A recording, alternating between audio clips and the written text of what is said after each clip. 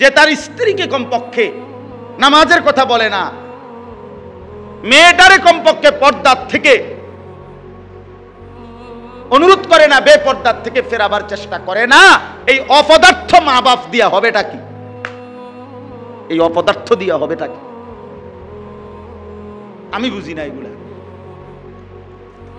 365 দিনে একটা বছরে এবড়ার ঘরে এবড়ার ফুজি কোনোদিন ফজরের নামাজ পড়ে না, এই বেকুব বেটা বই বই এনে ভাত খায়, বন খায়, চা খায়, পান খায়, বিড়ি খায়, গপ মারে যে মনে হয় যেন এক এক গপ গিয়া আমেরিকার থরে গিয়া। হ্যাঁ মাশাআল্লাহ, লম্বা লম্বা সিহুলি কয়, এন থেকে গফের লগে গিয়ে আমেরিকা সাইড পরে বেটার গফের ঠেলা। আরে রাখ বেটা, আমি কই বেটা আমার জিগাইছি মানে হেবটারে জিগাইতো দেখেন আপনি চা দোকানের শিক্ষার শুনলেন করে কি এক একজন। বিড়ির গন্ধে কাছে যাওয়া যায় না, দুর্গন্ধ। হেবটা বুদ্ধি দেয় গিয়া আমেরিকা। ছেলে নামাজ পড়ে না, মেয়ে নামাজ পড়ে না, ঘরে আল্লাহ নাই, খোদা নাই, আখেরাত নাই, বেড়া বেড়ি সবটি টেলিভিশন চাই ঘরে বয়ে বইয়া সারা রাত সারা দিন। হ্যাঁ হেবটা বিয়া গপ মারে। এবার আবার অনেক আছে এরকম যে হুজুরদের বদনাম করে। এই উনি বিড়ি খাইতে খাইতে কয় যে হুজুরদেরও চলাফেরাতে অনেক সমস্যা। মানে কি সমস্যা? আমাদের মতো হয় না খায় এই জন্য নাকি বলেন না? আউযুবিল্লাহ। অথচ আল্লাহর নবীর বৈশিষ্ট্য এটা, তিনি নেক কাজের আদেশ করতেন, গুনার কাজের নিষেধ করতেন। বাবা শুনেন, শক্ত হইল যে ঘরে তার পুরুষ তার স্ত্রী সন্তানকে নামাজের কথা বলে না, হারাম ছেড়ে দেওয়ার কথা বলে না, খোদার কসম ওই মা বাপ হাসরের ময়দানে আল্লাহর কাঠগড়ায় দাঁড়াইতে হবে, জাহান্নামের আগুনে পুড়তেই হবে। মনে রাখি, এত সোজা না। হাসরের ময়দানে বাতের থালার হিসাব নিবে না, সেজদার হিসাব নিবে। সেজদা, সেজদা, নামাজের হিসাব, পর্দার হিসাব, দ্বীনের হিসাব। 7 নাম্বার, ওয়ায়ুহিল্লু লাহুমুত তাইয়্যিবাত। আল্লাহ তাআলা বলেন, নবীজির 7ম বৈশিষ্ট্য হলো 7 নম্বর, যত কিছু পবিত্র উত্তম তা তিনি হালাল করে থাকেন। তিনি তা কি করেছেন? হালাল করেছেন আল্লাহর পক্ষ থেকে। 8 নাম্বার, ওয়ায়ুহাররিমু আলাইহিমুল খাবাইসা। যত কিছু খবিস অপবিত্র তা তিনি হারাম করেছেন। এজন্য নবীজি হালাল যা করেছেন তাই হালাল আল্লাহর পক্ষ থেকে। নবীজি যা হালাল বলে হারাম বলেছেন তাই কি হারাম। আরেকটা হলো যা কিছু হালাল তা পবিত্র, যা কিছু হারাম তা খবিস। তা কি? এই যে এখানে আছে খাবাইস, খবিস।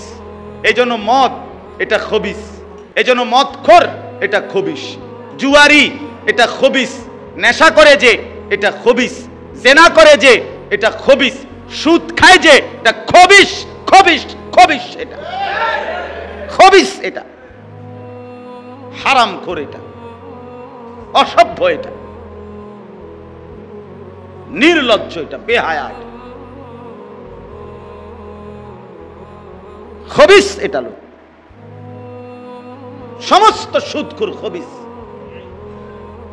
সমস্ত কিস্তিখোর এগুলা খবিস, এগুলা হারাম। এগুলো যেটা হারাম এটা খবিস। আল্লাহ বলছেন অভাব, সংসার চলে না। সংসার না চললে কখন চলবে না, কতক্ষণ চলবে না সেটা আসমানওয়ালার নাই, তখন না বলতে পারবে যে সংসার চলবে না। আল্লাহ যদি বলে যে আমি অমুক সময় থাকবো না, তখন না চিন্তা। আল্লাহ থাকলে আবার সংসার চলবে না কেন? আর অভাব, অভাব খেলে কি?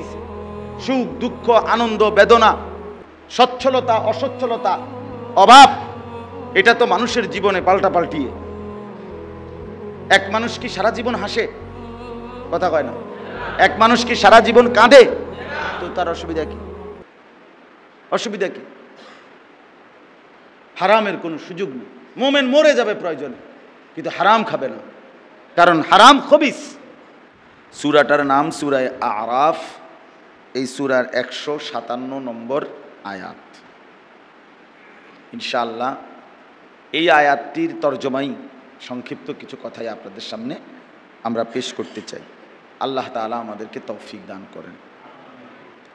মূলত এই আয়াতটি আল্লাহ তাআলা আমাদের প্রিয় নবী সাল্লাল্লাহু আলাইহি ওয়াসাল্লামের মর্যাদা, সম্মান, ওনার বৈশিষ্ট্য এবং ওনার প্রতি আমাদের দায়িত্ব কী, করণীয় কী, একসাথে এই আয়াতের মধ্যে উল্লেখ করছে। এক আয়াত, এই একটি আয়াতের মধ্যেই আল্লাহ তাআলা প্রিয় নবী সাল্লাল্লাহু আলাইহি ওয়াসাল্লামের বৈশিষ্ট্য, পরিচিতি, অনেকগুলো গুণ উল্লেখ করেছেন এবং এখানেই আল্লাহ তাআলা আমাদেরকে নবীজি সাল্লাল্লাহু আলাইহি সাল্লামের প্রতি আমাদের দায়িত্ব কী সেটা বলেছে। তো শুরুতে আল্লাহ তাআলা আমাদের নবী সাল্লাল্লাহু আলাইহি ওয়াসাল্লামের 10টি গুণ, বৈশিষ্ট্য এখানে আল্লাহ তাআলা উল্লেখ করছে এই আয়াতে, মোট 10টা গুণ। আর বলছেন এই 10 গুণে গুণান্বিত যেই নবী আমার, তার আনুগত্য করতে হবে তোমাদেরকে। আর পরে 4টি করণীয় বলছেন আমাদের, নবীজির প্রতি আমাদের দায়িত্ব কি, করণীয় কি, এরকম কাজ বলছেন আমাদের 4টা। তাহলে নবীজির বৈশিষ্ট্য বললেন কয়টা? 10টা। আমাদের করণীয় বললেন কয়টা? 4টা। এরপরে এই বলে আমাদের করণীয় শেষ করে সর্বশেষ কথা এই আয়াতে আছে, শেষ কথা আল্লাহ বলছেন উলাইকা হুমুল মুফলিহুন। এই উপরোক্ত 4টি গুণ নবীজির প্রতি যারা দেখাবে, 4টি দায়িত্ব আদায় করবে, তো আল্লাহ তাআলা বলেন এই মানুষগুলোই সফল কাম, কৃতকার্য, মানে জান্নাতি। সুবহানাল্লাহ। তাহলে উপরোক্ত 4টি দায়িত্ব যে আদায় করবে নবী সাল্লাল্লাহু আলাইহি ওয়াসাল্লামের প্রতি, সেই মুফলিহুন, সফল, সফল সে মানে জান্নাতি। কোরআন এবং সুন্নাহর ভাষায় জান্নাত পাওয়া ব্যতীত অন্য কোনো কিছুর প্রাপ্তিতে সফলতা হয় না। এটা একটা গুরুত্বপূর্ণ কথা মনে রাখতে হবে। পৃথিবী যদি কেউ, গোটা পৃথিবীটা, 7টা মহাদেশ, সব কিছু 10-12 পায়, তবু সে সফল না, সফল না। কারণ এগুলো একটাও স্থায়ী না এবং সে নিজেও স্থায়ী না। মাটির এই পৃথিবীতে সব কিছুই ধ্বংসশীল। তাইলে যেহেতু সব কিছুই চলেই যাবে, হাতছাড়া হয়েই যাবে, অতএব এটা সফলতা হইতে পারে না। এটা দেখতে দেখতে মিলায়া যাবে। এই জন্য প্রকৃত সফলতা হলো একটাই, সেটা হলো জান্নাত পাওয়া, জাহান্নাম থেকে বাঁচা। কোরআনুল কারীমের মধ্যে স্পষ্ট আল্লাহ তাআলা বলছেন ফামান যুহজিহা আনিন নার ওয়া উদখিলাল জান্নাতা ফাকাদ ফাজা।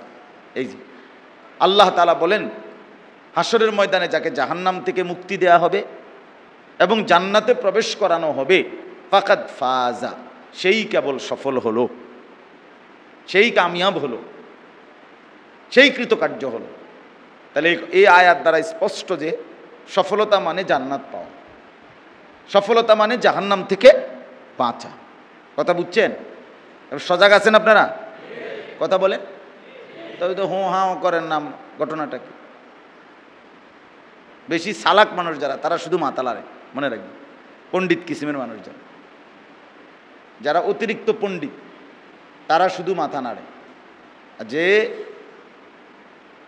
কম পণ্ডিত, সে জবানেও কিছু বলে, কারণ সে মনে করে যে আমার এই কথাগুলো আমারও বলা দরকার, শোনা দরকার, বোঝা দরকার। অনেক মানুষ আছে যে শুধু মাথা কন, শুনতে আছি রে, আরও শুনছি, কন, এরকম বহুত কথা আমরা শুনি, বুঝছেন? অনেক, এই জন্য ফোঁ হাঁ করলে ভালো। তাইলে আমরা এটাই বললাম, কি বলতেছিলাম? জি, সফলতা। জান্নাত পাওয়া মানেই একমাত্র সফলতা, অন্য কিছুতেই কোনো সফলতা নাই। ওমাল হায়াতুদ দুনিয়া ইল্লা মাতাউল গুরুর। আল্লাহ তাআলা বলেন দুনিয়ার জীবন বান্দা, সে তো তুমি নিশ্চিত শুনে নাও, এটা ধোঁকা, এটা সফলতা না। মাতাউল গুরুর, দুনিয়ার সকল কিছু ধোকার সামান, ধোকার পণ্য, ধোকার আসবাব, ধোকা। অর্থাৎ এত সুন্দর বার্নিশ, নিখুঁত বার্নিশ, 1 বছর পরে আবার যাচ্ছে তাই। এত চমৎকার ফুটফুটে সুন্দর নাদুস নুদুস যুবক জওয়ান চেহারা 30 বছরের ব্যবধানে আবার বুড়া। অর্থাৎ সব কিছুই এখানে পরিবর্তনশীল। এই দেখতে দেখতে ধোকা দেয়, কি দেখলাম কি হয়ে গেল, কেমন ছিল কেমন হয়ে গেল। এই জন্য আল্লাহ তাআলা বলছে, বান্দা দুনিয়ার সবগুলো বিষয় ধোকা, মাতাউল গুরুর, ধোকার আসবাব, ধোকার উপকরণ, ধোকার বস্তু। এই জন্য এখানে কোনোটাকেই সফলতা মনে করো না, কোনোটাই না, বরং সফলতা শুধুই কি পাওয়া বলেন? জান্নাত। তো আল্লাহ তাআলা এখানে বললেন রাসূলুল্লাহ সাল্লাল্লাহু আলাইহি ওয়াসাল্লামের প্রতি 4টি দায়িত্ব যে আদায় করবে সে সফল, মানে জান্নাত। মুফলিহুন, মুফলিহুন, কোরআনুল কারীমের মধ্যে আরো বহুবার এই শব্দটা আছে। উলাইকা আলা হুদাম মির রাব্বিহিম ওয়া উলাইকা হুমুল মুফলিহুন। قد أفلح من تزكى قد أفلح من زكاها। এই যেগুলো সব সফলতা, মানে জান্নাতি হওয়া। জান্নাতের চাইতে চূড়ান্ত কোনো সফলতা নাই, জান্নাতের চাইতে নিশ্চিন্ততা আর কিছুতে নাই। আর পৃথিবীর সব কিছু লক্ষ কোটিবার অর্জন করলেও সেগুলো চলে যাবে, কিন্তু জান্নাত একবার কেউ অর্জন করলে, পেলে, কোনো দিন আর কখনোই তার থেকে ছুটায় নেওয়া হবে না, তাকেও আর জান্নাত থেকে বের করা হবে না, বের করা হবে না। সে অনন্তকালের জন্যই জান্নাতে থাকবে, চিরস্থায়ী থাকবে। লা ইয়াবগুনা আনহা হিওয়ালা। আল্লাহ তাআলা বলেন, লক্ষ কোটি বছরেও জান্নাতি বান্দা একবারের জন্য জান্নাত থেকে বের হওয়ার মতো বিরক্তিও তারা আসবে না। লা ফিহা গাউলুন, না এতে কোনো মাথা ব্যথা, সামান্য রকমের পেরেশানি এটাও আসবে না। এই জন্য জান্নাত পাওয়া মানেই হচ্ছে নিশ্চিন্ত হওয়া। কোরআন শরীফে আছে, বান্দা যখন জান্নাতে ঢুকবে তখনই সে বলবে, ওয়াকালুল হামদুলিল্লাহিল্লাযী আযহাবা আন্নাল হাযান ইন্না রাব্বানা লাগাফুরুন শাকুর। এই যে ওয়াকালুল হামদুলিল্লাহিল্লাযী, জান্নাতি বান্দা বলবে, আল্লাহ সমস্ত প্রশংসা আপনার জন্য, যিনি আজকে আমাদের থেকে সমস্ত চিন্তা পেরেশানি চিরতরে দূর করে দিলেন। আযহাবা আন্নাল হাযান, টেনশন দূর হয়ে গেল, আর কোনোদিন কোনো পেরেশানি নাই, আর কোনোদিন। নুজুলাম মিন গাফুরির রাহিম, আল্লাহ তাআলা বলেন জান্নাতের মধ্যে আমি মেহেরবান, ক্ষমাশীল, দয়াবান রবের পক্ষ থেকে আমার মেহমানদারি চলতে থাকবে। নুজুলা মানে আল্লাহ তাআলার মেহমানদারি। আল্লাহ তাআলার মেহমানদারি মানে তাফসীরের মধ্যে আছে, আল্লাহ তাআলার মেহমানদারি মানে হলো বান্দা যা চাইবে তা তো মিলেই যাবে, বরং আল্লাহ তাআলা তার কাছ থেকে অতিরিক্ত অগণিত কোটি কোটি জান্নাতের নিয়ামত দান করবে। লাহুম মা ইয়াশাউনা ফিহা ওয়া লাদাইনা মাজিদ। আল্লাহ বলেন আমার বান্দা জান্নাতে যা চাইবে তাও দেয়া হবে, আর আমি আল্লাহর কাছে আরো আছে সেগুলোও দেয়া হবে। এই জন্য পানি আনেন, পানি। এই কারণে আমরা বললাম এটা সফলতা। উলাইকা হুমুল মুফলিহুন, প্রকৃত সফলতা। এবং এটাই সফলতা, এটাই বাস্তবতা, এটাই নিশ্চিন্ততা। দুনিয়া অর্জন না, বরং জান্নাত পাওয়া। তাহলে এখানে আল্লাহ তাআলা আমাদের জান্নাতের পরিচয়, আমাদের সফলতা মানে আমাদের জান্নাতের প্রাপ্তি আল্লাহ তাআলা বলে দিয়েছেন।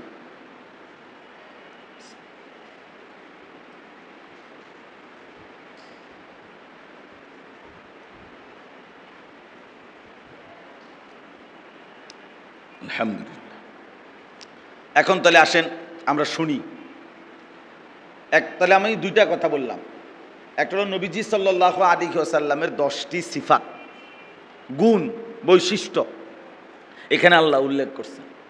আর 2 নম্বর হলো আমাদের 4টি করণীয় কি করছেন, উল্লেখ করছেন। আর শেষ করছেন এই কথা বলে, এই 4টি দায়িত্ব তোমরা আদায় করলে নবীর প্রতি তোমরা সফল, মানে জান্নাতি। চলেন এবার এই গুণগুলো, নবী সাল্লাল্লাহু আলাইহি ওয়াসাল্লামের যে 10টি সিফাত আল্লাহ তাআলা উল্লেখ করছেন, এগুলো এবার শুনেন। আল্লাযীনা ইয়াত্তাবিউনা, যারা অনুসরণ করবে, কাকে? এই 10 গুণে গুণান্বিত আমার বন্ধুকে। আল্লাহ বলতেছে আর কি, মূলত এখানে পরে আমি মিলাইয়া বলবো আবার কথাটা।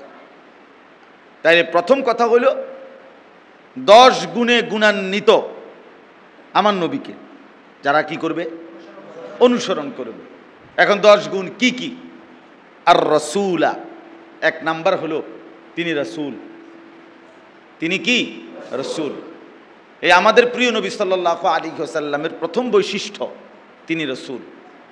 কুল ইয়া আইয়ুহান নাস ইন্নী রাসূলুল্লাহি ইলাইকুম জামিআ, হে নবী আপনি বলেন জগৎবাসী আমি তোমাদের সকলের জন্য আল্লাহর রাসূল। ইন্নী রাসূলুল্লাহ, কোরআনুল কারীম আল্লাহ তাআলা বহুভাবে নবীজিকে বলছেন আপনি রাসূল। ইয়া আইয়ুহার রাসূল বাল্লিগ মা উনজিলা ইলাইকা মির রাব্বিক, রাসূল বলে ডাক দিছে। এরপরের শব্দ হলো দ্বিতীয় সিফাত আন-নাবিয়্যা, তিনি নবী। তিনি রাসূলও, তিনি নবীও। তিনি নবীও, তিনি রাসূলও। এখানে একটু কথা শুধু বোঝেন, সাইয়্যিদুনা আদম আলাইহিস সালাম থেকে নিয়ে আমাদের নবী সাল্লাল্লাহু আলাইহি ওয়াসাল্লাম পর্যন্ত আল্লাহ তাআলা মানুষের হেদায়েতের জন্য, মানুষকে আল্লাহর পথ দেখানোর জন্য, মানুষকে জাহান্নামের রাস্তা থেকে ফিরাইয়া জান্নাতের রাস্তায় পৌঁছাবার জন্য, আল্লাহর ইবাদত, আল্লাহর বন্দিগি করানোর জন্য, শিরিক এবং কুফর থেকে বাঁচানোর জন্য আল্লাহ তাআলা যেই মানুষদেরকে মনোনীত করে এই পৃথিবীতে পাঠিয়েছেন তাদেরকেই বলা হয় নবী এবং রাসূল। তাদেরকে কি বলা হয়? এই নবী এবং রাসূল, এটা একটাই ক্যাটাগরি, একটাই বিভাগ। বাকি শুধুমাত্র দায়িত্বের কম বেশের কারণে মর্যাদাগতভাবে নবী এবং রাসূলের মধ্যে তফাত আছে। অর্থাৎ নবী চাইতে রাসূল একটু পাওয়ারফুল, রাসূল একটু পাওয়ারফুল। রাসূলের মধ্যে আল্লাহ তাআলা বিশেষত্ব বেশি দিয়েছেন। যিনি রাসূল আর যিনি নবী, দুইজনেই আল্লাহর পক্ষ থেকে প্রেরিত, ওয়াহী প্রাপ্ত। দুইজনের কাছেই জিবরাইল আসছে, দুইজনই আল্লাহর পক্ষ থেকে মানুষদেরকে ডাকছেন। কিন্তু তফাৎ হলো রাসূলের ক্ষমতা আল্লাহর পক্ষ থেকে একটু বেশি, মর্যাদা একটু বেশি। কি জাতীয় মর্যাদা বেশি? যেমন নবীরা মানুষদেরকে আল্লাহর দিকে ডাকেন। এখন নবীরা তার পূর্ববর্তী নবীর শরীয়ত, সেটার আলোকেই মানুষকে আল্লাহর দিকে ডাকেন। কিন্তু যখনই কেউ রাসূল হয় তো আল্লাহ তাআলা ওনাকে নতুন শরীয়ত অথবা আংশিক পরিবর্তন করে নতুন বিধিবিধান অথবা নতুন কিতাব, এরকম অতিরিক্ত কিছু না কিছু দেয়। এই অতিরিক্ত কিছু থাকার কারণে, দেওয়ার কারণে ওনাদেরকে রাসূল বলা হয়। আর নয়তো ওনারাও মানুষকে আল্লাহর দিকেই ডাকে। বাকি ওনার কাছে মুজিজা, ওনার কাছে আল্লাহর পক্ষ থেকে প্রেরিত জিনিস বেশি নবীদের চাইতে। এতটুকুই তফাৎ, এতটুকুই তফাৎ আপনার। তাইলে আমরা নবী যারা, রাসূল যারা, স্বাভাবিকভাবে তারা উভয়ই আল্লাহর পক্ষ থেকে মানুষকে ডাকছেন। তো নবী পিছনের নবীর অনুসরণ করে, আর রাসূল আল্লাহর পক্ষ থেকে নতুন ওয়াহী, নতুন কিতাব অথবা নতুন শরীয়ত, নতুন কিছু না কিছু পায়। আমাদের নবী সাল্লাল্লাহু আলাইহি ওয়াসাল্লাম তিনি নবীও, তিনি রাসূলও। মানে কি? মানে পিছনের নবীরা যেই কালেমার দাওয়াত দিছেন, যেই ঈমানের দাওয়াত দিছেন, এটা আমাদের নবীও দিছেন। তো এই হিসেবে তিনি নবী। কিন্তু আমাদের নবী সাল্লাল্লাহু আলাইহি সাল্লামকে আল্লাহ তাআলা মুস্তাকিল পৃথক কিতাব দান করছেন, পূর্ণাঙ্গ শরীয়ত দান করছেন, খতমে নবুয়ত, আখিরি পয়গম্বরের মর্যাদা দিয়েছেন। বিশেষ করে আলাদা নতুন কিতাব, নতুন শরীয়ত পাওয়ার কারণে তিনি একজন পূর্ণ রাসূল। তো এই জন্য নবী এবং রসুলের উভয় মর্যাদা আমাদের নবীর জন্য সমানভাবে বর্তাবে। তিনি নবীও, তিনি রসুলও। এবার দেখেন 3 নম্বর গুণাবলী আল উম্মি। নবী সাল্লাল্লাহু আলাইহি ওয়াসাল্লামের 3য় নম্বর গুণ হলো তিনি ছিলেন উম্মি। তিনি ছিলেন কি? উম্মি। উম্মি মানে হলো দুনিয়াবি পড়ালেখাহীন। দুনিয়াবি যেই পড়ালেখা, অক্ষর জ্ঞান, দুনিয়াবি যে লেখাপড়া, এইটা যার নাই তাকে বলে উম্মি। যে কোনো রকমের পড়ালেখা, যেই কোনো রকমের জ্ঞান নাই এটা না, দুনিয়াবি যেই পড়ালেখা, দুনিয়ায় নিজাম যেটা, যে লেখা শিখে, কারো কাছ থেকে পড়া শিখে, কোনো একজন শিক্ষকের মাধ্যমে লেখা এবং পড়া শিখে, এরপরে সে লিখতে পারে, বলতে পারে, বহু কিছু প্রকাশ করতে পারে। আমাদের নবী সাল্লাল্লাহু আলাইহি ওয়াসাল্লাম ছিলেন উম্মি, মানে হলো এই দুনিয়াবি পড়ালেখা থেকে মুক্ত। এই কথাটা একটু বুঝতে হবে। আগে এটা মনে রাখতে হবে, এটা আল্লাহ তাআলা বলছে, এটা নবীজির গুণ, এটা নবীজির গুণ। কাজে এটা মনে রাখতে হবে, এটা গুণ নবীজির জন্য। স্বাভাবিকভাবে আমরা বুঝি, আমাদের কিতাবের মধ্যে আমরা পড়ছি, কোনো কোনো বিষয় এমন আছে যে বিষয় কারো জন্য যদিও ত্রুটি, কিন্তু কারো জন্য সেটা প্রশংসনীয়। এটার উদাহরণ আছে, যেমন অহংকার। এটা আমাদের জন্য দোষ না গুণ? দোষ, স্পষ্টভাবে দোষ। মানুষের জন্য অহংকার করা এটা অবশ্যই ত্রুটি, দোষ, অপরাধ, অন্যায়। কিন্তু আল্লাহ তাআলা নিজে বলেন আল কিবরিয়া উরিদাই, আল্লাহ বলেন অহংকার আমি আল্লাহর চাদর। অর্থাৎ আল্লাহ তাআলা অহংকার করেন, আল্লাহ বলছেন। তাহলে এখন আল্লাহর জন্য সেই অহংকারটাই যেটা আমাদের জন্য আমাদের দৃষ্টিভঙ্গিতে হারাম, কিন্তু আল্লাহ তাআলার জন্য সেটা দোষ নয়, বরং আল্লাহ তাআলার জন্য সেটা গুণ। এই জন্য একই বিষয় কখনো কারোর জন্য ত্রুটি হইতে পারে, কখনো কারোর জন্য প্রশংসার বিষয় হইতে পারে। এবার স্বাভাবিকভাবে পড়ালেখা দুনিয়াবি, এই দুনিয়ার পড়ালেখা না জানা, এটা দোষ না গুণ? দোষ, এটা ত্রুটি। কিন্তু আমাদের নবী সাল্লাল্লাহু আলাইহি ওয়াসাল্লামের জন্য এটা গুণ, এটা ওনার গুণ। বলে কিভাবে? সহজ হলে এইভাবে যে আল্লাহ তাআলা ইচ্ছে করে এই ব্যবস্থাটা করেছেন। একটানা জন্মের পর থেকে 40 বছর থেকে 40টা বছরে এই মানুষগুলোর চোখের সামনে বড় হলো যিনি, মক্কার, তারা ওনাকে রাত দিন, সকাল দুপুর, সারা মাস সারা সপ্তাহ দেখেছে এবং এই মক্কাবাসীর চোখের সামনেই তিনি বড় হয়েছেন। তারা দেখছে যে মুহাম্মদ কোনোদিন গত 40টা বছরে কারো কাছ থেকে একটা অক্ষর লেখা শিখে নাই, কোনো মানুষ থেকে একটা লাইন পড়তে শিখে নাই। তাহলে না সে লিখতে জানে, না সে পড়তে জানে, কোনো অতিরিক্ত কারো কাছ থেকে, কোনো মানুষের কাছ থেকে, কোনো লাইব্রেরি থেকে, কোনো বুদ্ধিজীবীর কাছে, কোনো পণ্ডিতের কাছে, কোনো লেখকের কাছে শিখলেন না, কিছুই পড়লেন না, কিছুই শিখলেন না। এই লোকটা যখন 40 বছর পরে হঠাৎ করে এমন কথা বলা শুরু করছে, যেই কথাগুলো এতটাই আশ্চর্য যে প্রতি শব্দই অসাধারণ, অবাক, এক বিন্দু জাররা কোনো ভুল, অশুদ্ধ, অযৌক্তিক, অবাস্তব, পাগলামি, মাতলামি অথবা এরকম কোনো প্রতিবন্ধিতা, এমন কিচ্ছু এটার মধ্যে বুঝাই যায় না, বরং একেবারে জলজ্জান্ত, সুন্দর, স্পষ্ট, চমৎকার, হৃদয়গ্রাহী, বাস্তবসম্মত, যৌক্তিক কথা। এটা নিশ্চিত অবাক না হয়ে পারা যায় এটা? তা আল্লাহ তাআলা বুঝাইলেন 40টা বছর আমার বন্ধু কারো কাছ থেকে একটা লাইন শিখে নাই, অথচ এখন সে জ্ঞানের সবচেয়ে উঁচা কথা, জ্ঞানের উন্নত কথাগুলো বলতেছে। অতএব এই কথাগুলো যে কোনো কারো বিবেকে বুঝাও যাবে যে এগুলো পাগলামি কথাও না, অবাস্তব অযৌক্তিক কথাও না, সব সুন্দর, যৌক্তিক, বাস্তবসম্মত কথা। তাহলে এগুলো সে বলে কোত্থেকে?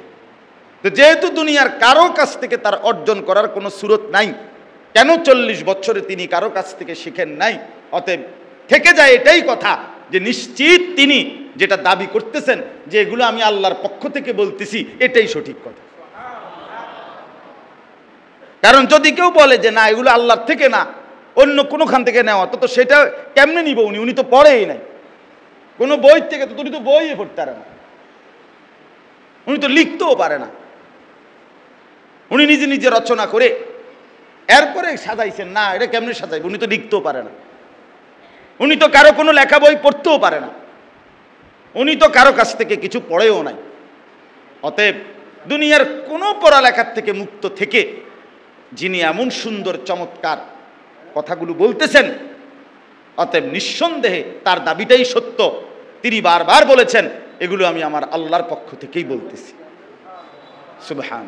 এই জন্য উম্মি অন্যদের জন্য যদিও এটা ত্রুটি ছিল, কিন্তু আমাদের নবী ইচ্ছা করে আল্লাহ তাআলা পরিকল্পিতভাবে আল্লাহ তাআলা নবীজি সাল্লাল্লাহু আলাইহি সাল্লামকে দুনিয়ার পড়ালেখার থেকে মুক্ত করে এইটাই নবীজির একটা শ্রেষ্ঠ মুজিজা হিসাবে পৃথিবীবাসীর সামনে পেশ করেছেন, যে একজন অক্ষর জ্ঞানহীন দুনিয়াবি পড়ালেখার থেকে মুক্ত একজন ব্যক্তি এত সুন্দর, এত শ্রেষ্ঠ, এত দামি, এত যৌক্তিক হৃদয়গ্রাহী কথা কিভাবে বলে, কিভাবে বলে?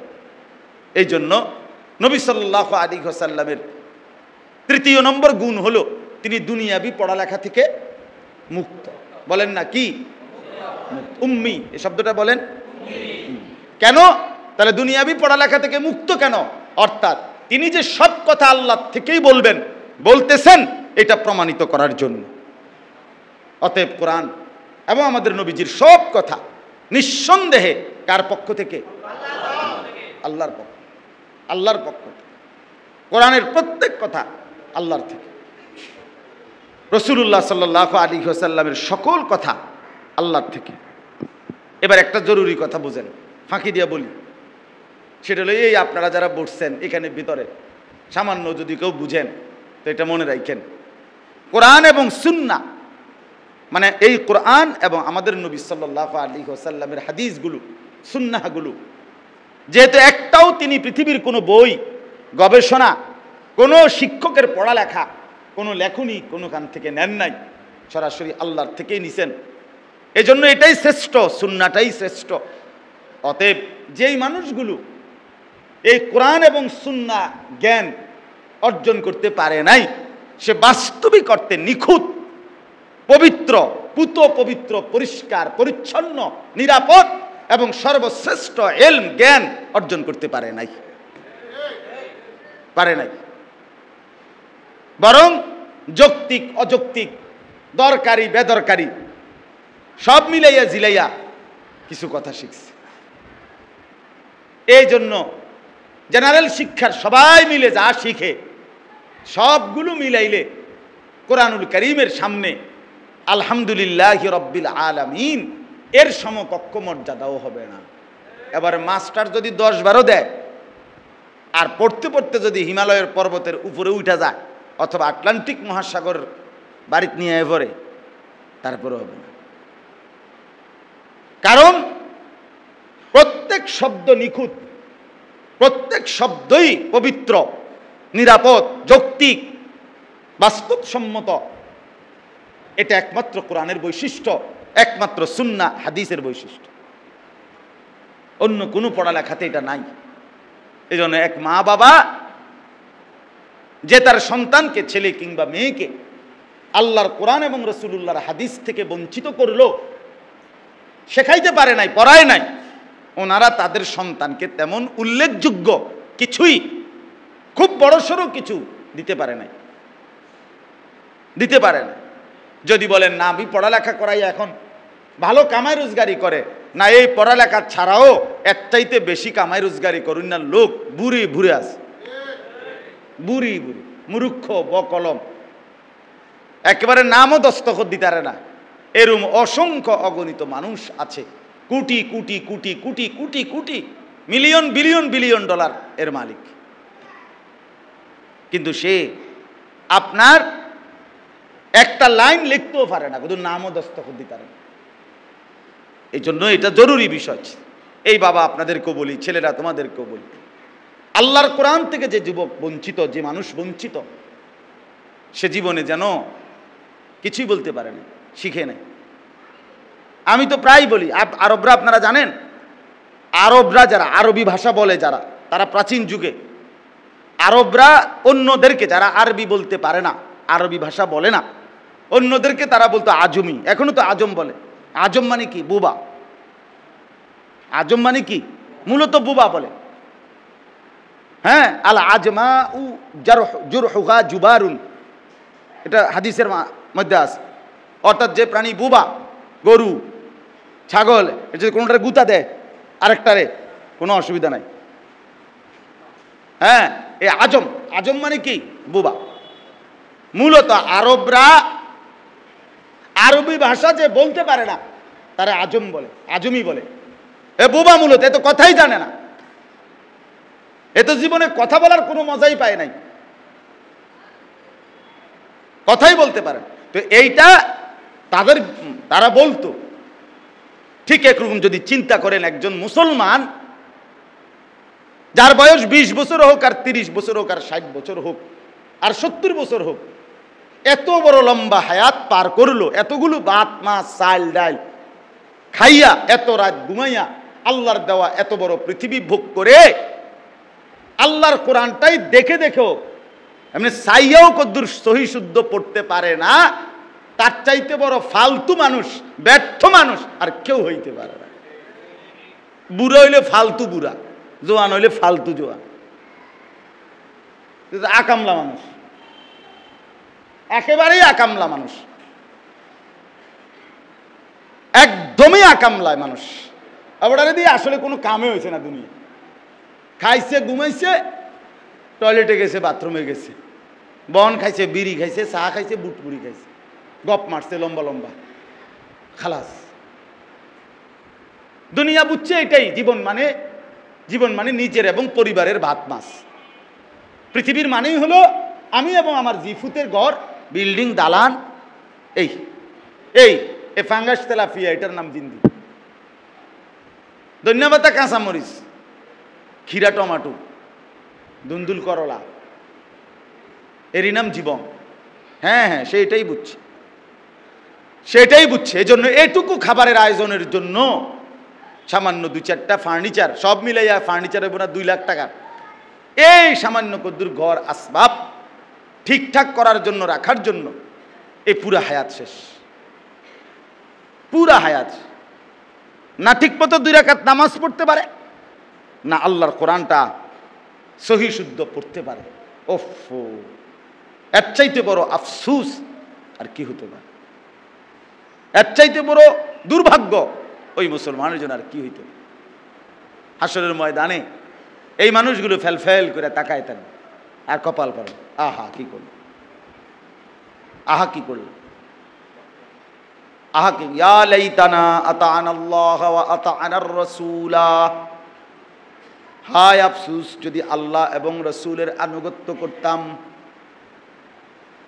ইয়া লাইতানি ইত্তাখাযতু মা'আর রাসূলি সাবিলা, হাসরের ময়দানে বলবে হায় আফসোস যদি রাসূলদের পথ ধরতাম, যদি আল্লাহর প্রিয় বান্দাদের রাস্তা ধরতাম, কত না ভালো হতো। অথচ মানুষ তার কাজ বন্টন করে। আপনি চিন্তা করে দেখেন, কোনো মানুষই সারাদিন দোয়ানদারি করে না, আবার কোনো মানুষই সারাদিন ভাত খায় না, কোনো মানুষই সারাদিন কোনো হিসাব করে না। মানুষ তার কাজকে কি করে? বন্টন করে। করে কি না বলেন না? আমি নাস্তা করবো এই টাইমে, একটু বিশ্রাম করবো এই সময়ে, দুপুরে খানাটা খাবো এই টাইমে। প্রত্যেক মানুষই একেবারে বেকুবক, তেও তো তার কাজের একটা কি করে? বন্টন করে, ভাগ করে। ভাগ, ব্যবসা এতক্ষণ, জিফুতের লেগে সময় দেবো এতক্ষণ, ঘুমামু এতক্ষণ, যত বেচা কিনেই হোক। এই জন্য বুঝি মানুষ 48 ঘন্টা টানা দোকান খোলা রাখে, সারাক্ষণ বেচা কিনা করে, মানুষ জিরায় না, বিশ্রাম করে না। কথা বলেন না, বিশ্রাম করে কি না বলে? তাইলে প্রতিটা মানুষই তো আপনার তার কর্ম বন্টন করে, ভাগ করে কাজটা, তার জীবনটাকে ভাগ করে, সময়টাকে ভাগ করে। তো তাহলে এই ভাগের মধ্যে নিজের কোরআন শিখার জন্য, নামাজ শিখার জন্য, আখিরাত শিখার জন্য আধা ঘন্টার সময়, 1 ঘন্টার সময় ভাগ করলে ক্ষতিটা কি ছিল? এটা তো একটা সহজ হিসাব। এটাকে যদি সে কাজ মনে করত তো ঠিকই শিখত, আখিরাতকে যদি প্রয়োজন মনে করত তো ঠিকই শিখত। আসলে মনে করে বহু মুসলমান, আমার এটা শক্ত কথা আর কি, কিন্তু বাস্তবতা হলো বহু মুসলমান মুরব্বীও বয়স্ক লোক কলিজার ভিতরে যদি আপনি খুললা দেখেন তো দেখবেন কলিজার ভিতরে আখিরাত নাই নাই নাই। এ বলে তো নামাজ পড়ে আর দাদা কইছে বানতাম দান, বানতে আছি ওদা দান, দাদাই কইছে বানতাম দান, বানতে আছি কি দান? ওদা। ওদা দান মানে বিজা দান। ওদা বোঝেন না? বিজা দান। বিজা দান বানাইলে মানে ঢেকিতে ইয়া করলে আপনার কোনোদিনও বিজা দানের থেকে চাইল আলাদা হয় না, ভিজা ধান থেকে চাউল আলাদা হয় না। আগে ধান কি করতে হয়? শুকাইতে হয়, এরপরে ঢেকির তলে দিতে হয়। তাহলে আপনি দাদা কইছে বানতাম দান, বানতে আসি ওদা দান, আপনি একটা সূরা কেরাত তো ঠিক করলেন না। এমনিতেই আপনি এই নামাজ পড়ের আর এই ওযু করতে আছে আর কি, এটা হইলে হইছে, না হইলে না, এত তান টোয়াইও না চাই। আল্লাহ ভরসা, আল্লাহ মাফ করব। ফাজিল, ফাজিল নাম্বার 1, বুঝছেন? আল্লাহ মাফ করবো, মাইতো না চাই হুজুররা এরকম করতে লাগলে কয়ে। আল্লাহ বলছি কিনা আপনি বলেন যে আল্লাহ তাআলা বলছে কিনা যে বান্দা তুমি মৃত্যু পর্যন্ত ভুল করতে থাকো আমি মাফ করব? এ কথা আল্লাহ বলছে তো তুমি ভুল করতে থাকবা, মৃত্যু পর্যন্ত তুমি ভুলের উপরেই থাকবা, আমি তোমারে মাফ করব। এটাই তো আল্লাহর কথা নাকি? তো তাইলে এটা তো কোরআনের কোথাও নাই যে তুমি ভুলেও ঠিক করো না, সাবধান আমি মাফ করব। এই জন্য অনেক বাবা আছেন এখানে, মাঝবয়সী আছেন, স্কুল পড়ুয়া ছেলেরা আছেন, অথবা কিছুই পড়েন নাই, নিজেরে বলেন মূর্খ মানুষ, সাধারণ মানুষ। না, মূর্খ মানে তো আপনি সরু সরে না পারেন না, সে অক্ষর জ্ঞানহীন, কিন্তু আপনি মূর্খ না। আপনি তো আচ্ছা, আমরা দেশে যারা নাম লিখতে পারে না মনে করেন, তারা তো আপনার টাইলস ছেড়ে মাটি কয়, ঠিক না? না, মাটি কয়, কি কয়? তো হে না বলে মূর্খ, হে টাইলস করলু কেমনে? কথা বলেন। যে পড়ালেখা করে নাই, প্রাইমারি স্কুলেও ক্লাস 1ও পড়ে নাই, হে তো বেডারে বেডি কয়, ঠিক না? তো তো হে বোঝে না কি? হ্যাঁ, হে বোঝে না কি? কি বেডা চিনে না, না বেডি চিনে না, না ফাঙ্গাস চিনে না, না তেলাপিয়া চিনে না, কিটা বাতের তালা দিলে কুন্ডা না চিনে? দুনিয়া 100 চিনে, দুনিয়া সব চিনে, কিন্তু নাফরমান যখন আখিরাতের কথা বলে তখন চিকন চিকন আলাপ করে, শিউলি কয়। আমরা গ্রামের মানুষ, আমরা সাধারণ মানুষ, হুজুর কথা তো বালাই কন, বুঝি তো, কিন্তু অন্তার হেদিন নাই। ছোটবেলায় পড়ছি না, আব্বাই পড়াইছে না, সে সময় বুঝছি না, ওই সময় গুরুত্ব দিছি না। এই সমস্ত বান্দরা কথা বলে, এসব ফালতু কথা বললে কবরে আপনারে ফেরেশতারা ছেড়ে দিবে তো? তো তাহলে এগুলো কীর্তন শুনান, এগুলো শুনাইয়া লাভ কি? আমারে বলে লাভ কি? এই জন্য দয়া করে আলাদাভাবে আপনাদেরকে বললাম, আলাদাভাবে আপনারা প্রত্যেকেই মনে রাখবেন, আল্লাহ তাআলা কিন্তু আমাদের কাছ থেকে আমাদের এই জিন্দিগির, আমাদের এই হায়াতের হিসাব নেবেন, হিসাব নেবেন। এবং আল্লাহ তাআলা জিজ্ঞেস করবেন, বান্দা আমার দেওয়ার সময়ে এত লম্বা হায়াত দিলাম, বিনিময়ে আমার কালাম, আমার কোরআনটুকুও পড়লা না, একটু দেখে দেখে শিখলা না। অথচ একদম সহজ, 2 মাস 3 মাসও যদি কেউ আল্লাহর কোরআন শিখতে চেষ্টা করে, একেবারে 90 বছরের বুড়ো মানুষের জন্য এটা সহজ, কোনো সন্দেহ নাই। বিশ্বাস করেন, কোরআনুল কারীমের মধ্যে আছে, আল্লাহ তাআলা বলেন ওয়ালাকাদ ইয়াসসারনাল কুরআনা লিযিকর, আল্লাহ বলেন আমি সকলের জন্য আমার কোরআনকে শিখবার জন্য, বুঝবার জন্য, মুখস্থ করার জন্য আমি আল্লাহ অবশ্যই সহজ করে দিয়েছি। সহজ কোরআন, আল্লাহ বলছেন সহজ। নবী সাল্লাল্লাহু আলাইহি ওয়াসাল্লাম বলছেন আদ-দীনু ইউসরুন, দিন সহজ, ইসলাম সহজ, ইসলাম সহজ। তোমাদের বানানো নিয়ম কঠিন, মুসলমানের বিবাহ ছিল সহজ, তোমরা ওইটার মধ্যে বিদআত আর কুসংস্কার আর বদরসম আর তোমাদের শয়তানি যুক্ত করে এটারে বানায় ফেলছো এখন কঠিন, কঠিন বানায় ফেলছো। গায়ে হলুদ তোমরা বানাইছো, 70,000 টাকার গেট তোমরা বানাইছো, ইসলাম বলে নাই। একটা প্রাইভেট কার এত বড় বেওকুফ, বিয়া করে জামাই ফুল লাগায় গাড়ির রূপে, আহাম্মক কি পরিমাণ আহাম্মক। তারে বিয়ে কে করে? কি প্রাইভেট কারে বিয়ে করে? না, ফুলাই বিয়ে করে বেটা। তো তাহলে প্রাইভেট কারের গায়ে লাগাইলি কেন? এটা গাধা হয়, এই পরিমাণ গাধা হয় কেমনে মানুষ? বিয়ে করে আমি ফুল লাগাই ছাগলের গায়ে, প্রাইভেট কারের গায়ে ফুল লাগাবে কেন? প্রাইভেট কারে তোর বিয়ে করতেছে না তো। একটা মিনিট বিয়ে বাড়ির সামনে রাখার 1 মিনিট লাগে না, 1 মিনিটের ভিতরে 17,000, 18,000, 20,000, 25,000 টাকার এই সাজানো ফুলের গাড়িটা একটা মিনিটের মধ্যে বাচ্চাগুলো টাইনা টুইনা ছিঁড়া ফেলায় দেয়। এতটুকুর জন্য এতগুলো টাকার অপচয় করলো। কত বড় জালেম মুসলমান, কত বড় অসভ্য মুসলমান, চিন্তা করে দেখ কত বড় জালেম। অথচ এই 15,000 টাকা পেলে একটা ফ্যামিলির অনেক উপকার হইতো। একটা ছেলে হয়তো 5 মাস পড়ালেখা করতে পারত, একটা বিধবা নারীর কত বড় উপকার হইতো। কিন্তু অনর্থক, শুধু শুধু। এই জন্য বললাম আমরা মানায় নিছি কঠিন, আমরাই রসম করছি, আমরাই কুসংস্কার বিদআত। আজকে বিদআতের ভিতর থেকে সুন্নাতকে বের করে আনা, ইসলামকে বের করে আনা কঠিন হয়ে দাঁড়াইছে। এই পরিমাণ প্রতিবাদ হয়, বিরোধিতা হয়, মানে বিদআত এভাবে কলজাত বসে গেছে, এটা বুঝাইয়া উঠতে সুন্নতটা ঘাম বাইর হয়ে যায়। আমি একবারে এক বিয়ের অনুষ্ঠানে আমি সুন্নত তরিকা বিয়ের পদ্ধতি, মানে আমারে বলছে বিয়ে পড়াইতাম, আমি যখন বলছি এভাবে ইজেন হবে, এভাবে এভাবে বিয়ে হবে, এভাবে ছেলের পক্ষের একজন স্যুট পরা, বুট পরা, গলার মধ্যে টাই লাগানো এই ভদ্রলোক আমারে বলতেছে, হুজুর নতুন করে এখন ফেতনা লাগাইতেন যাইয়েন না, যেমনি চলে আসছে এমনি বিয়ে হইতে দেন। তাই বললাম তাইলে তো আমার নিয়মটা এখন নবীজির তরিকা আমি বলছি, এটা যেহেতু এখন নতুন করে করলে ঝামেলা হবে, তাই মেহেরবানি করে বিয়েটা আগের যেভাবে চলতে বালা আপনি যেভাবে বুঝছেন আপনি পড়ান, এটা আপনি পড়ান। আমরা কি আর পারি না? আমিও পারি না, এমনি এমনি ফুলার এখন বলেই যাইতো গা ভাই, অসুবিধা কি? আমরা সবাই রাজি আছি, যেটা না বাগ্যা নিছে না, আমরা আসিলাম, আমরা সবার সামনে দিয়ে ফোলা মাইয়া নিছে গা, যা দেন এমনি দিয়ে দেন। তাহলে আপনিও জানেন না, তাহলে ফাজলামি করলেন কেন?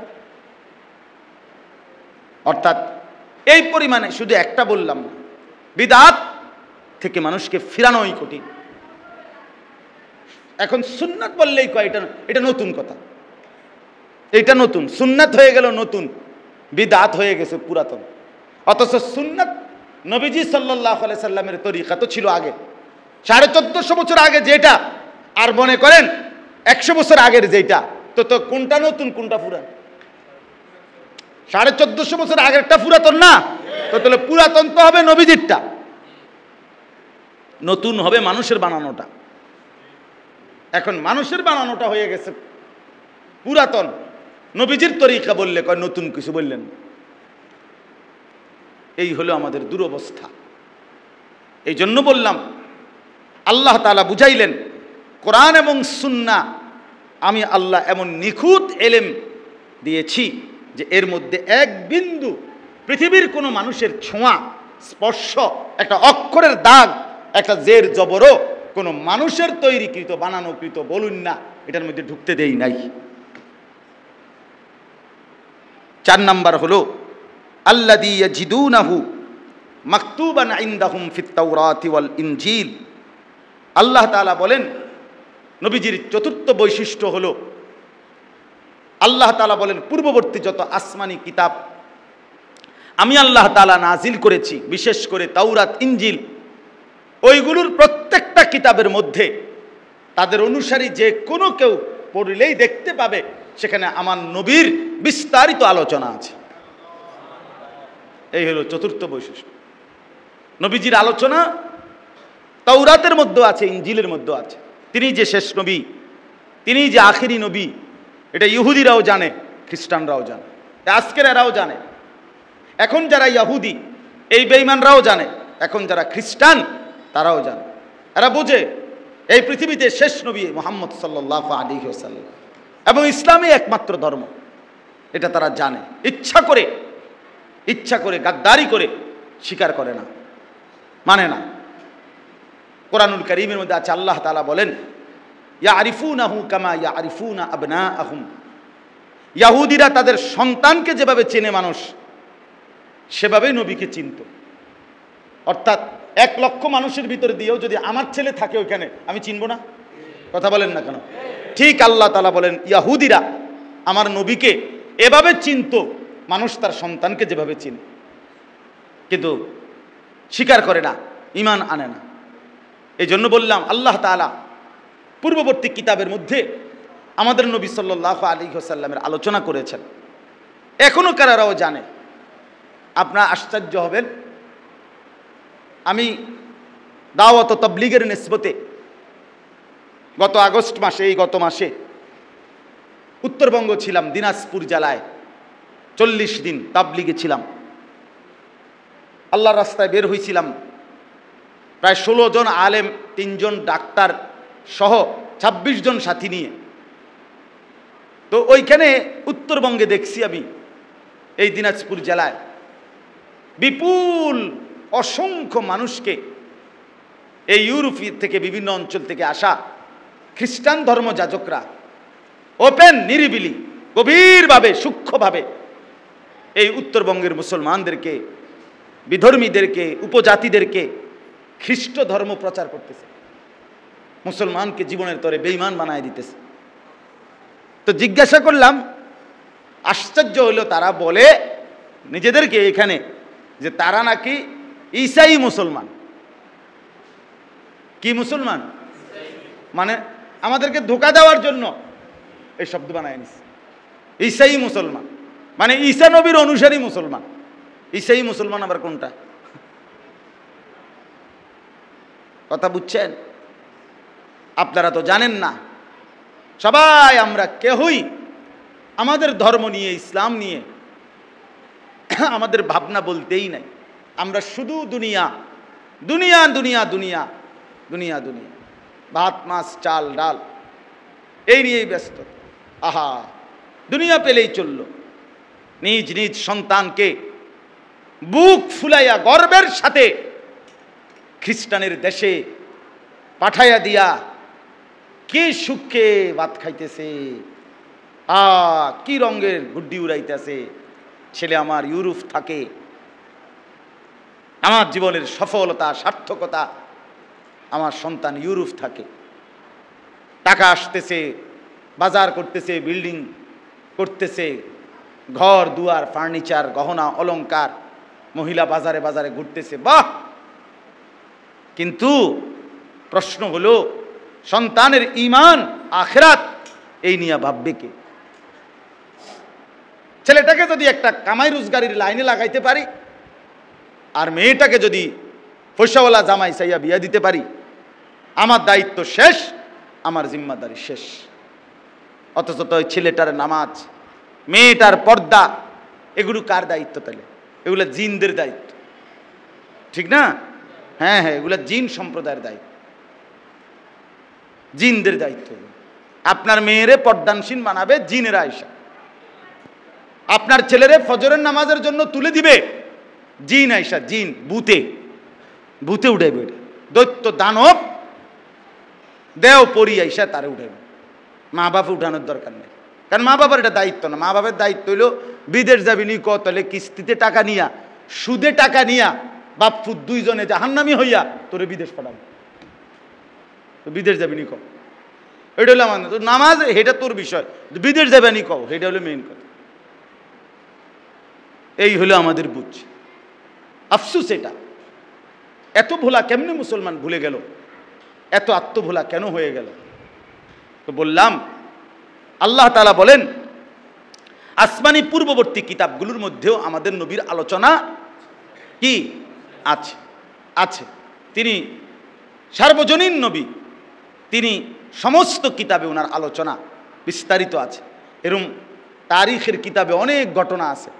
হযরত আবু বকর সিদ্দিক রাদিয়াল্লাহু তাআলা আনহু ইসলাম পূর্ব যুগে একটা স্বপ্ন দেখছিলেন।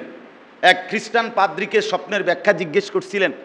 তখন হযরত আবু বকর সিদ্দিক রাদিয়াল্লাহু তাআলা আনহুকে ওই পাদ্রী আখিরি নবী সাল্লাল্লাহু আলাইহি ওয়াসাল্লামের কথা, এই ইসলাম পূর্ব যুগেই নবীজির কথা, নাম ধাম এগুলো হযরত আবু বকর সিদ্দিককে শুনাইছিলেন। হযরত ওমর রাদিয়াল্লাহু তাআলা আনহুকে একবার ব্যবসার উদ্দেশ্যে এক সিরিয়া বা শাম দেশে এক খ্রিস্টান পাদ্রী দেখছে, দেখা ওনাকেও আখিরি জামানার নবী, মক্কা কুরাইশ ইসলামের কথা, আখিরি জামানার নবীর কথা ওমরকেও শুনাইছে। এটা কিতাবে আছে। অনেক এরকম বর্ণনা আছে, কোরআন শরীফে আছে। যালিকা মাসালুহুম ফিত তাওরাতি ওয়াল ইনজিল।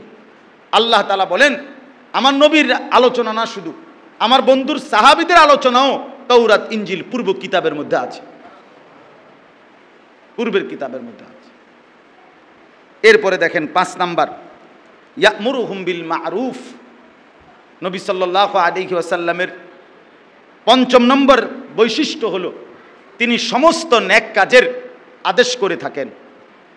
ওয়ায়ানহাহুম আনিল মুনকার। 6 নাম্বার, তিনি সমস্ত গুনার কাজ থেকে নিষেধ করে থাকেন। তাহলে নবীজি নেক কাজের আদেশ করতেন, গুনার কাজের নিষেধ করতেন। তাহলে যে এই দায়িত্ব আদায় করে না, তো সে নবীর অনুসারী হলো কেমনে? সে নবীর সুপারিশ পাবে কেমনে? যে তার স্ত্রীকে কমপক্ষে নামাজের কথা বলে না, মেয়েটারে কমপক্ষে পর্দার থেকে অনুরোধ করে না, বেপর্দার থেকে ফেরাবার চেষ্টা করে না, এই অপদার্থ মা বাপ দিয়া হবেটা কি? এই অপদার্থ দিয়া হবেটা কি? আমি বুঝি না এগুলা। 365 দিনে একটা বছরে এবাডার ঘরে এবাডার ফুদজি কোনোদিন ফজরের নামাজ পড়ে না। এই বেকুব বেটা বই বই এনে ভাত খায়, বন খায়, চা খায়, ফান খায়, বিড়ি খায়, গপ মারে যে মনে হয় যেন এক এক গপ গিয়া আমেরিকাত ফরে গিয়া। হ্যাঁ মাশাআল্লাহ, লম্বা লম্বা সিহুলি কয়, এন থেকে গফের লগে গিয়ে আমেরিকা সাইড পরে।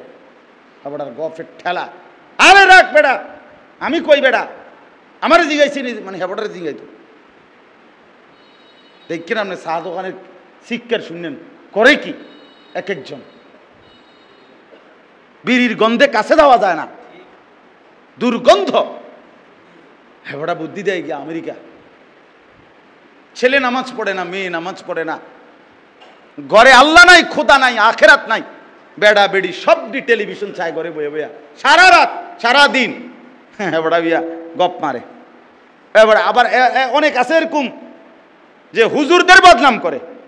এই উনি বিড়ি খাইতে খাইতে কয় যে হুজুরদেরও চলাফেরাতে অনেক সমস্যা। মানে কি সমস্যা? আমাদের মতো হয় না খায় এই জন্য নাকি? বলেন নাউজুবিল্লাহ। অথচ আল্লাহর নবীর বৈশিষ্ট্য এটা, তিনি নেক কাজের আদেশ করতেন, গুনার কাজের নিষেধ করতেন।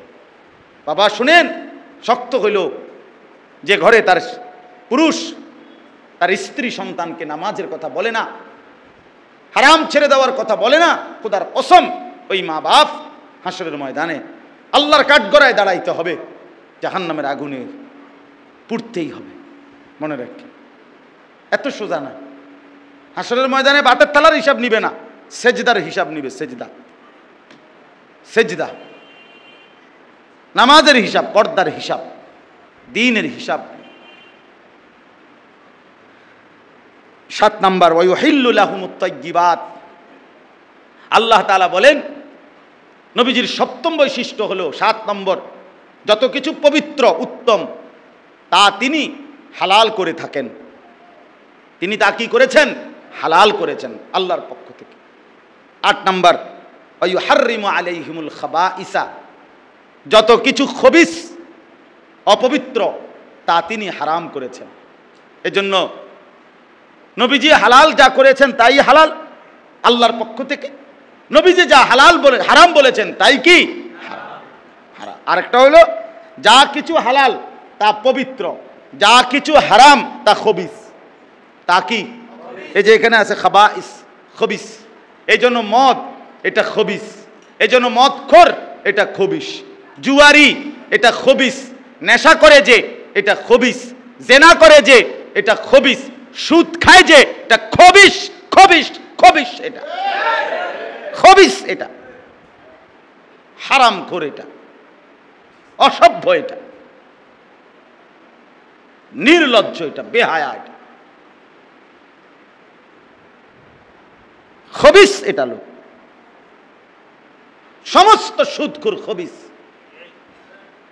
সমস্ত কিস্তিখোর এগুলা খবিস, এগুলা হারাম, এগুলো এটা যেটা হারাম এটা খবিস। আল্লাহ বলছে অভাব, সংসার চলে না, সংসার না চললে কখন চলবে না, কতক্ষণ চলবে না সেটা আসমানওয়ালা নাই, তখনও না বলতে পারবে যে সংসার চলবে না। আল্লাহ যদি বলে যে আমি অমুক সময় থাকবো না, তখনও না চিন্তা, আল্লাহ থাকলে আবার সংসার চলবে না কেন? আর অভাব, অভাব খেলে কি হয়েছে? সুখ দুঃখ আনন্দ বেদনা, সচ্ছলতা অসচ্ছলতা, অভাব, এটা তো মানুষের জীবনে পাল্টিয়ে। এক মানুষ কি সারা জীবন হাসে? কথা কয় না। এক মানুষ কি সারা জীবন কাঁদে? তো তার অসুবিধা কি? অসুবিধা কি? হারামের কোনো সুযোগ নেই। মোমেন মরে যাবে প্রয়োজনে, কিন্তু হারাম খাবে না, কারণ হারাম খবিস। 9 নম্বর, আনহুম ইসরাহুম, আল্লাহ বলেন আমার নবী তার উম্মতের জন্য আমার কাছ থেকে অসংখ্য বিধান সহজ করে দিয়েছেন। আগে কঠিন ছিল, আগে অন্য নবীদের আমলে তিনি সহজ করে দিয়েছেন, সহজ করে দিয়েছেন। যেমন মুসা নবীর আমলে একটা অপরাধের কারণে শাস্তি দিছিল, আল্লাহ ফয়সালা দিছে কাপড়ের মধ্যে নাপাক লাগলে ওই কাপড়ের ওই জায়গাটা কাইটে লাইতে হবে, এরপরে ধুইতে হবে। এখন যদি এটা আমাদেরকেও রাখে হুকুম, কষ্ট হয়ে যাবে। তো আল্লাহ নবী সাল্লাল্লাহু আলাইহি সাল্লাম বলছেন উম্মত কাপড় কাটতে হবে না, বরং পবিত্র পানি দিয়ে 3 বার বিসমিল্লাহ বলে ধৌত করলেই কাপড়টা পবিত্র হয়ে যাবে। তাহলে হুকুমটা আছে ঠিক, কিন্তু অপেক্ষাকৃত কি করে দিছে। আগে বনি ইসরাইলদের জন্য আল্লাহর একটা হুকুম ছিল, যে প্রাণীর গোশত খাওয়া হালাল, ওই প্রাণীর চর্বি খাওয়া হারাম। চর্বিটা মানে গোশত খাইতে পারবে, কিন্তু কি খাইতে পারবে না। হ্যাঁ হ্যাঁ, এটাই বিধান। এখন গরুর গোশত তো খাইতে পারবে, কিন্তু চর্বি খাইতে পারবে না। ওটার গোশত তো খাইতে পারবে, কিন্তু চর্বি খাইতে পারবে না। এখন ওই যে 10 নাম্বারটা, ওয়াল আগলাল আল্লাতী কানাত আলাইহিম, আল্লাহ বলেন যেটা একেবারে গলার বেরির মতো অসম্ভব ছিল বিধান, কোনোভাবে পারবে না বান্দা, আমার নবী আমার কাছ থেকে তার উম্মতের জন্য সেটা রহিত করে দিয়েছেন। আল্লাহর কাছ থেকে এটা একবারে রহিত করাই দিয়েছেন, যে না ইয়া রব্বুল আলামিন আমার উম্মত পারতো না, এটা হইতো না। এই যেমন এইটা, এই এখন আমরা যদি গরু কোরবানির গোশতের দিন গোশতের থেকে যদি আমরা চর্বি আলাদা করতে হয়, এরপরে গোশত রান্ধন লাগে, তো আর সারছে হাড্ডি, শুধু হাড্ডি কুবাইতে কুবাইতে এবারটা জোহর আসর মাগরিব এশা 4 ওয়াক্ত নামাজ না, চর্বি যদি আলগা করতে দেয় তো ওই সপ্তাহে তো আর ঠিক না। কি কঠিন হয়ে যাবে বিষয়টা। আল্লাহ তাআলা বলেন বন্ধু আমার রহিত করে দিছেন, আল্লাহ তাআলা এই হুকুম উঠাই দিছেন যে না, যে প্রাণীর গোশত হালাল ওইটার চর্বিও হালাল। হা হা নবী, এই শেষ কথা, মানে 10টা বৈশিষ্ট্য শেষ। 1 নাম্বার হলো তিনি রসূল, 2 তিনি নবী, 3 তিনি দুনিয়াবি পড়ালেখা থেকে মুক্ত, 4 পূর্ববর্তী আসমানি কিতাবে ওনার আলোচনা বর্ণিত, 5 তিনি সমস্ত নেক কাজের আদেশ করেন, 6 তিনি সমস্ত গুনার কাজে নিষেধ করেন, 7 তিনি পবিত্র জিনিস হালাল করেন। 8 তিনি অপবিত্র জিনিস হারাম করেন। 9 তিনি অনেক কঠিন বিধান সহজ করে দিয়েছেন। 10 তিনি অনেক অসম্ভব কঠিন বিধান আল্লাহর পক্ষ থেকে মওকুফ রহিত করায় দিয়েছেন। আল্লাহ বলেন এত বৈশিষ্ট্য যার, সেই নবী ফাল্লাযীনা আমানু বিহি। এবার 4টা দায়িত্ব। 1 নাম্বার ফাল্লাযীনা আমানু বিহি, যারা এই নবীর প্রতি পূর্ণ ঈমান আনবে। তাহলে এই 1 নাম্বার দায়িত্ব হলো নবীজির প্রতি ঈমান আনয়ন করা। নবীর প্রতি কি আনা? 2 ওয়া আযযারুহু, যারা তাকে সম্মান করবে। 2 নাম্বার দায়িত্ব জীবনের সবচেয়ে বেশি ইজ্জত সম্মান নবীজিকে করা। 3 নাম্বার ওয়া নাসারুহু, যারা তাকে সাহায্য করবে, মানে তার দ্বীন মানবে। নবীজির দ্বীন মানা, সুন্নত মানা, এটাই নবীজিকে কি করা? সাহায্য করা। 4 নাম্বার ওয়াত্তাবাউন নূর আল্লাযী উনজিলা মাআহু, যারা আমার নবীর কাছে আমি যেই আলো, যেই নূর কোরআন নাজিল করেছি সেটাকে যারা অনুসরণ করবে। এই শেষ। নবীর প্রতি ঈমান আনবে, তাকে সম্মান করবে, তাকে সাহায্য করবে, তার উপরে নাজিলকৃত কোরআনকে গ্রহণ করবে। আল্লাহ বলেন উলাইকা হুমুল মুফলিহুন, এরাই সফল কাম, এরাই কৃতকার্য, এরাই কামিয়াব, এরাই জান্নাতি। অতএব আমার কথা শেষ। আপনারা মনে রাখবেন, জান্নাত আপনার আমার মামুর বাড়িও না, হাসরের মাঠ আপনার চাচার শ্বশুর বাড়িও না। আপনি যে বন খাইতে খাইতে যাইবেন গা, হ্যাঁ, বেহেশত এটা বুট মুড়ির দোয়ান না, এত ছোট্ট খাট্ট কিছু না। আপনি এটার এত খামখেয়ালি মনে করেন না, এত খামখেয়ালি মনে করেন। আমরা অনেক মানুষ আছে মস্কারি মনে করছে আখেরাত একটা সাধারণ কিছু, জান্নাত কি একটা সামান্য জিনিস। হ্যাঁ, মানে জান্নাত কি আসলে? মানে 2টা রুম আর একটা বারান্দা, এই রুম ছোট ছোট 2টা একটা ঘর, এটাই তো জান্নাত কয়, ঠিক নেই তো কি? তাইলে এত বড় বিস্তীর্ণ, এত মহান, এত বড় বিশাল জান্নাত যে আল্লাহ দান করবেন, তার জন্য প্রস্তুতি কোথায়? প্রস্তুতি কোথায়? নবী সাল্লাল্লাহু আলাইহি সাল্লামের সুন্নাত কোথায়? বলেন বাবারা, আজকে রবিউল আউয়াল মাসে এটা বলেন, আপনারা ইনসাফের সাথে বলেন। নবী সাল্লাল্লাহু আলাইহি ওয়াসাল্লামের ভালোবাসা, নবীজির সাহায্য, নবীজিকে সম্মান, নবীজির অনুসরণ, আল্লাহ তো এটাই বললেন, আল্লাযীনা ইয়াত্তাবিউনার রাসূলা। আর ওই লাস্টের শব্দ ওয়াত্তাবাউন নূর আল্লাযী উনজিলা মাআ, এভাবেও আছে তাফসিরে যে এই 2টা মিলাইলে বুঝায় কোরআনের অনুসরণ এবং রাসূলের অনুসরণ। উলাইকা হুমুল মুফলিহুন, এরাই সফল কাম। প্রথম শব্দ হলো আল্লাযীনা ইয়াত্তাবিউনার রাসূলা, যারা অনুসরণ করবে কাকে? রাসূলকে। আর ওই লাস্টে হলো ওয়াত্তাবাউন নূর আল্লাযী উনজিলা মাআহু, এবং অনুসরণ করবে কোরআনকে। তাহলে কোরআন এবং রাসূল মানে কোরআন এবং সুন্নাহ, এই 2টার অনুসরণ যারা করবে উলাইকা হুমুল মুফলিহুন, তারাই জান্নাতি। তারাই কি বলেন না? জান্নাত বলে। এই জন্য দয়া করে, মেহেরবানি করে আল্লাহর ওয়াস্তে আমরা প্রত্যেকে ইনশাআল্লাহ হিম্মত করি রাসূলুল্লাহ সাল্লাল্লাহু আলাইহি ওয়াসাল্লামের এক এক সুন্নাতের উপরে জিন্দেগি আমরা উঠাবো। ঠিক আছে না? ইনশাআল্লাহ। नक्शे कदम नबी के है, जन्नत के रास्ते अल्लाह से मिलाते हैं सुन्नत के रास्ते। एजন্য রবিউল আউয়াল মাসে আমরা এটাই বলি, আমরা কওমি মাদ্রাসার আলেম, দেওবন্দি ধারার আলেম, সাফ কথা আমরা সব সময় বলে আসছি, আজও বলবো, ইনশাআল্লাহ আমাদের জেনারেশন কিয়ামত পর্যন্ত বলবে এটাই, যে নবীজির ভালোবাসা, নবীজির ইশক, নবীজির মহব্বত একমাত্র নবীজির সুন্নাতের অনুসরণের মধ্যেই নিহিত। সোজা কথা, সুন্নাতের অনুসরণের মধ্যেই নিহিত।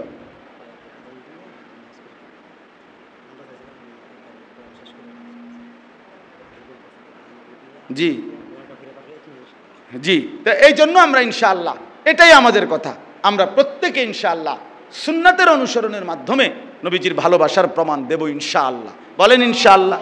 মুরব্বী বাবা চাচারাও খেয়াল করেন, যুবক ভাইরাও খেয়াল করেন, আল্লাহ তাআলা আপনাদেরকে তৌফিক দেন। আজকের এই মজলিস আল্লাহ কবুল করেন। এই দরগার নামা মাদ্রাসা অনেক স্বপ্নের মাদ্রাসা, আল্লাহ তাআলা কবিরাজ সাহেবকে আল্লাহ তাআলাই দিল আল্লাহই বদলাইছেন। আল্লাহ তাআলা তার এই দিলের বদলানোর বরকতে, আল্লাহর দয়ায় আজকে এখানে মাদ্রাসা চালু হয়েছে। হ্যাঁ ইনশাআল্লাহ। আমার উস্তাদে মোহতারাম হাফেজ মৌলানা কারি আহমদুল্লাহ সাহেব দামাত বারাকাতুহুম হুজুর মাদ্রাসার জিম্মাদারিতে আছেন। এই মাদ্রাসার মধ্যে অনেক বুজুর্গ উলামায়ে কেরাম নিয়মিত আসেন। আমার শায়েখ আরিফ বিল্লাহ হাকিমুন নফস আল্লামা মুফতি মুশতাকুন নবী কাসিমি হুজুর বারবার আসছেন, এখনো আসছেন, আজকেও আসছেন, এই যে ওযু করতেছেন এখন ইনশাআল্লাহ। জি জি, এই কারণে এবং আমাদের হুরুয়ার কারি আব্দুর রহমান সাহেব রাহমাতুল্লাহ আলাই হুজুর এই মাদ্রাসার মাটি কোপ দিছেন। তো এই জন্য আমরাও দোয়া করি আল্লাহ যেন এটাকে একটা দাওরায়ে হাদিস পর্যন্ত মাদ্রাসা হিসাবে কবুল করে নেয়, বলেন আমিন। আমাদের শায়েখ দামাত বারাকাতুহুমের যেই মাদ্রাসা সুধন্যপুর মাদ্রাসা, প্রতি মাসের ইংরেজি মাসের শেষ শনিবার আগামী 28 তারিখ শনিবার মাসিক ইসলাহি মাহফিল।